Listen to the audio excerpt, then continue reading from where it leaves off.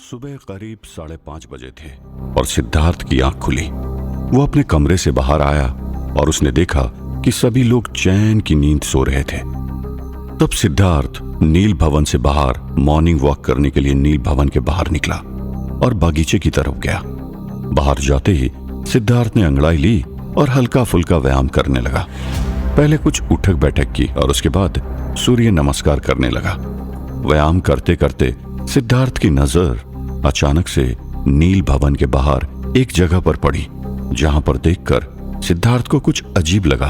सिद्धार्थ मन ही मन में सोचने लगा कि वहां पर तो एक पेड़ हुआ करता था, कल रात तक तो वो पेड़ वहीं पर था, अचानक से ये पेड़ कहां पर गायब हो गया। ये सोचते ही सिद्धार्थ तुरंत ही उठा और नील भवन के गेट से बाहर निकला। बाहर निकलते ही सिद्धार्थ एकदम हैरान रह गया, क्योंकि उसे उस जगह पर ढेर सारी राख दिखी। सिद्धार्थ ये देखकर एकदम हैरान रह गया और उसने तुरंत ही ये बात सबको बताने के लिए वहीं से बूढ़े बाबा और बाकी सबको पुकारने लगा। बूढ़े बाबा, गौरी, सुजान, बूढ़े बाबा, सब लोग जल्दी से जल्दी यहां पर आ जाइए। सिद्धार्थ की आवाज सुनकर आधी नींद से उठकर गौरी, मिस्टर बजाज, सुजान, बूढ़े बाबा अपने कमरे से बाहर निकलकर बाहर आए। सिद्धार्थ की आवाज सुनकर राम प्यारी, मुस्तफा और देव भी बाहर आए। जलकर राख हो चुके उस पेड़ को देखकर सभी एकदम हैरान थे। गौरी ने कहा, यह कैसे हो गया? मुझे बराबर से याद है, कल रात को यह पेड़ एकदम सही सलामत था यहां पर। राम प्यारी ने कहा, हाँ, कल जब मैं यहां पर आई तब मेरी नजर इस पेड़ पर पड़ी थी। मुझे लगा शायद रात को इस पेड़ ने आग पकड़ ली होगी और कोई वजह नहीं हो सकती। बूढ़े बाबा ने तुरंत ही कहा, नहीं, इस पेड़ को आग नहीं लगी है। अगर इस पेड़ को आग लगी होती तो इस तरह पूरी तरह से जलकर राख होने के लिए 12 से 15 घंटे लगते, लेकिन यहां पर तो सिर्फ 6 या 7 घंटे की बात है। इतनी जल्दी इतना विशाल पेड़ जलकर पूरी तरह से राख नहीं हो सकता। और तो और इतना हरा भरा पेड़ कभी पूरी तरह से जल ही नहीं सकता। इसकी जड़ों में और थड़ में काफी मात्रा में पानी होता है, इसलिए ये कभी पूरी तरह नहीं जलते। और यदि इस पेड़ को आग लग भी जाती तो इसके आसपास के पेड़ भी उस आग से अनछुए ना रहते। या तो इस पेड़ के ऊपर जोरदार बिजली गिरी है या फिर जरूर कुछ और ही बात हुई है। सिद्धार्थ ने कहा, मैंने तो कल रात को किसी भी प्रकार की बिजली की आवाज नहीं सुनी। ये जरूर कुछ और ही है। कल मंगल सिंह के घर के बाहर जली हुई मिट्टी और आधा जला हुआ खंबा देखने को मिला था, और आज ये देखकर मुस्तफा ने नीचे से राख को उठाकर अपनी उंगलियों के बीच में फंसाया और फिर उसे सूंघते हुए कहा, ना ये बिजली है और ना ही आग, ये किसी शैतानी ताकत का कमाल है। किसी बड़ी शैतानी ताकत ने इसे चुटकी बजाती इस तरह राख में तब्दील कर दिया। ये जरूर शैतानी होगा। तब गौरी ने कहा, शैतान यहां तक आकर सिर्फ एक पेड़ जलाकर क्यों चला जाएगा? वो यहां पर सिर्फ एक छोटा सा काम करने तो नहीं आया होगा। अगर वो यहां तक आया था तो अंदर क्यों नहीं आया? बूढ़े बाबा ने इस भवन के ऊपर अपना कवच स्थापित करके रखा था। ये बात किसी और को पता नहीं थी और बूढ़े बाबा और किसी को कहना भी नहीं चाहते थे, इसलिए वो बोलते बोलते चुप हो गए। तभी सिद्धार्थ ने कहा, मुझे नहीं लगता ये काम शैतान ने किया होगा, लेकिन इस गांव में शैतान के अलावा और कोई भी ऐसी शक्ति घूम रही है जो रात होते ही अपना प्रभाव दिखाने लगती है। कल मंगल सिंह के घर के बाहर जो कुछ भी हुआ और श्वेतांग भी लापता है, इसके बावजूद हम सब रात को चैन की नींद से सो गए। ये हमारी गलती है। अब हमें पूरी तरह से जाग कर रहना होगा और किसी न किसी तरह पूरे गांव में रात को पहरेदारी करनी होगी। तब जाकर हमें पता चलेगा कि आखिरकार इस गांव में चल क्या रहा है। भगवान की दया है कि पिछले 2 दिनों में किसी भी गांव वालों को कोई भारी नुकसान नहीं पहुंचा है और ना ही किसी की जान गई है। सिर्फ एक बेचारा श्वेतांग लापता है, लेकिन मुझे पूरा भरोसा है कि वो अभी तक जीवित है। गौरी और बूढ़े बाबा सिद्धार्थ की बात से सहमत थे। बूढ़े बाबा ने कहा, हमें किसी न किसी तरह श्वेतांग का पता भी लगाना पड़ेगा और शैतान से युद्ध भी जल्दी छेड़ना होगा। उसके लिए हमें हमारी रणनीति और भी मजबूत करनी होगी। चलिए अंदर बैठकर इस बारे में बात करते हैं। बूढ़े बाबा के साथ सभी लोग नील भवन के अंदर चले गए और सभी लोग एक साथ बैठकर इस बारे में चर्चा करने लगे। उस तरफ गांव में सूरजमल अपने आंगन में बैठकर कुछ सोच रहा था।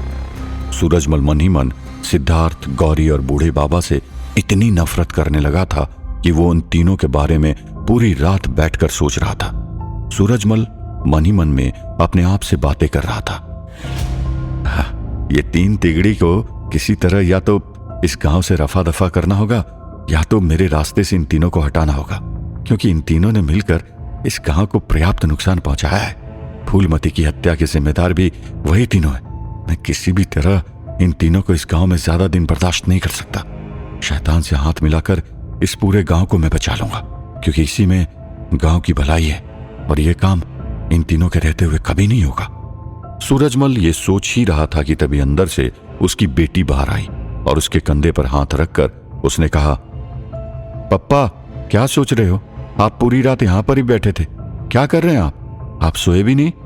सूरजमल ने अपनी बेटी को गोद में बिठाया और उसे सहलाते हुए कहा, कुछ नहीं बेटा, मैं बस ऐसे ही बैठा था, तेरी माँ की याद आ रही थी। तब बेटी ने पूछा, लेकिन पिताजी कल रात को आप किशन काका और मगन काका के साथ उस हवेली की ओर क्यों गए थे? अपनी बेटी के मुंह से यह सवाल सुनकर सूरजमल हैरान रह गया, क्योंकि वो नहीं चाहता था कि इस बारे में इसकी बेटी को भी कुछ पता चले, क्योंकि इसकी बेटी अभी काफी छोटी थी और गांव के दूसरी औरतों के साथ पूरा दिन रहती थी और उसे डर था कि भोलेपन में उसकी बेटी कहीं ये बात किसी और को न बता दे। तभी बेटी से झूठ बोलते हुए सूरजमल हड़बड़ाते हुए बोला, अरे वो ऐसा नहीं है ना, हम हवेली की ओर नहीं गए थे, हम तो दिए जलाने गए थे। कल अष्टमी थी ना, तो तुम्हारी माँ कहा करती थी कि अष्टमी की रात को हवेली के बाहर 4 दिए जलाने से शैतानी शक्ति से हमारे घर की रक्षा होती है, हम बस इसलिए वहां पर गए थे। तब सूरजमल की बेटी ने तुरंत ही उसका झूठ पकड़ते हुए कहा, लेकिन पप्पा अभी तो आपने कहा था कि आप हवेली की ओर नहीं गए थे, और अब आप ही कह रहे हो कि आप वहां पर गए थे। और माँ ने ये कब कहा था कि अष्टमी की रात को हवेली के सामने 4 दिए जलाने चाहिए? क्योंकि मैंने तो कभी ऐसा नहीं किया था और माँ के जाने के बाद भी आपने ये चीज कभी नहीं किया। सूरजमल के पास इसका कोई जवाब नहीं था, इसीलिए उसने अपने बेटी को कहा, यह काम हम तुम्हें सुलाने के बाद करते हैं, तुम्हारी माँ भी किया करती थी बेटी, तुम्हें क्या पता, तुम तो सोई रहती हो, और अब क्या रात को छुपकर अपने पिता की जासूसी करोगी? और हाँ, ये बात और किसी को बताने की कोई जरूरत नहीं है, चलो जाओ अंदर, मैं थोड़ी देर में नाश्ता लगाता हूँ। सूरजमल के डांटने से उसकी बेटी घर के अंदर चली गई। सूरजमल ने तब चैन की सांस ली और अपने आप से कहा, अगली बार हवेली जाने से पहले मुझे और चौकन्ना रहना होगा। उस तरफ हवेली के अंदर छाया अभी भी बिस्तर के ऊपर लेटी हुई थी। वो पूरी तरह से थकी हुई, उसे कुछ करने की भी ताकत नहीं बची थी। शैतान जैसे महान ताकतवर व्यक्ति के संभोग शक्ति को सहना उसके लिए भी काफी भारी पड़ गया था। छाया थकी हुई जरूर थी, लेकिन आज उसे जितनी संतुष्टि मिली थी, इतना संतुष्ट उसे और कोई नहीं कर पाया था। लेकिन अब छाया के पेट में पल रहा बच्चा हरकत करने लगा था। शैतान के वीर्य से यह बच्चा एकदम से सक्रिय हो उठा था।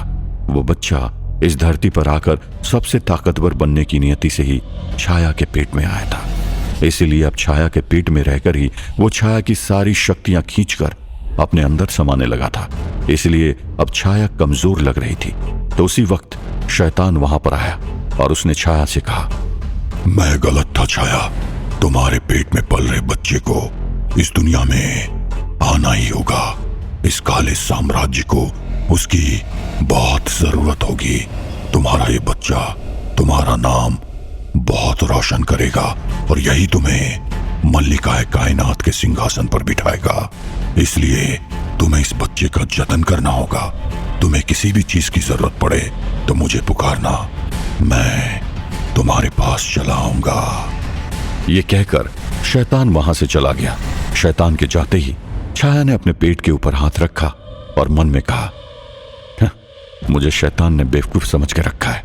उसे क्या लगता है, मुझे पता नहीं कि अगर ये बच्चे को मैंने अपने पेट में रहने दिया तो ये मुझे ही जिंदा खा जाएगा, मुझे ही खाकर मेरी शक्तियों को अपने अंदर समाहित कर लेगा। और अब मैं शैतान की चाल भी समझ चुकी हूं। वो इस बच्चे को इसलिए जन्म देना चाहता है क्योंकि उस बच्चे के पैदा होते ही वो उसे खा जाए और उसकी सारी शक्तियां अपने अंदर समाहित कर ले। और ये मैं बिल्कुल भी नहीं होने दूंगी।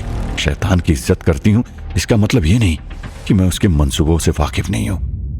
हवेली के अंदर गुप्त कमरे में श्वेतांग यक्ष जंजीरों में जकड़ा हुआ था। और अपने आप को समय समय पर छुड़वाने की कोशिश करता, लेकिन नाकामयाब हो जाता। उसकी सारी दिव्य शक्तियां शैतान ने अवरुद्ध करके रखी हुई थी। श्वेतांग को अपने आप की इतनी चिंता नहीं थी जितनी चिंता उसे इस बात की थी कि सिद्धार्थ तक ये खबर किस तरह पहुंचाई जाए कि अब उसके माँ के पास सिर्फ 1 महीना ही बाकी है, क्योंकि 1 महीने के बाद शैतान उसके माँ की बलि चढ़ाने वाला था। और शैतान के ऊपर चढ़ाई करने में उन लोगों को अब ज्यादा वक्त बर्बाद नहीं करना चाहिए था। लेकिन यह संदेश वो सिद्धार्थ तक किस तरह पहुंचाता, इस बात की चिंता श्वेतांग को खाए जा रही थी। उस तरफ बूढ़े बाबा ने शैतान के खिलाफ रणनीति बनाते हुए कहा, शैतान के साथ हम अकेले युद्ध पर नहीं जा सकते। शैतान भले ही हमें अकेला दिख रहा है, लेकिन उसके अंदर तमाम दुनिया की काली शक्तियों का साथ है, और तो और उससे अधिक कपटी इस दुनिया में और कोई भी नहीं है। इसलिए उसके कपट का सामना करने के लिए हमारा हर कदम पर सतर्क होना बहुत आवश्यक है। जिस तरह मेघनाथ और लक्ष्मण जी के युद्ध में मेघनाथ ने भरपूर माया दिखाई थी, जबकि लक्ष्मण जी के पास किसी भी तरह की मायावी शक्ति नहीं थी। लेकिन लक्ष्मण जी अगर मेघनाथ के सामने जीत पाए तो उसका एक ही कारण है, वो है कि लक्ष्मण जी हर क्षण एकदम ही सतर्क थे। मेघनाथ जी किसी भी रूप में या जिस किसी भी दिशा से उन पर वार करता, लक्ष्मण जी उस वार का प्रतिकार कर देते। बस हमें भी उसी तरह हर पल के लिए एकदम ही सतर्क रहना होगा। युद्ध शुरू भी हो उससे पहले आज से, अभी से, इसी वक्त से हमें सतर्क रहना होगा। नजर हटी और दुर्घटना घट जाएगी। दूसरा, हमारे पास दिव्य शक्तियों और मायावी शक्तियों संयुक्त लोग इस युद्ध में लगेंगे, क्योंकि इस युद्ध में बिना मायावी शक्ति के जीतना असंभव है। तीसरा, युद्ध में जाने से पहले हम सबको हमारी सुरक्षा का प्रबंध करना होगा। गांव के बूढ़े, बच्चे और स्त्रियों के युद्ध में भाग नहीं ले सकते। वो शैतान और उसकी शैतानी शक्तियों का सरल निशाना रहेंगे। शैतान को ये पता है कि गांव के बच्चे, बूढ़े और स्त्री हमारी कमजोरी है। हमें और कमजोर करने के लिए और घुटने टेकने के लिए मजबूर के लिए इनमें से किसी भी एक को भी अगर उसने अपने कब्जे में ले लिया तो उसकी जान बचाने के लिए हमें उसका कहा मानना पड़ेगा।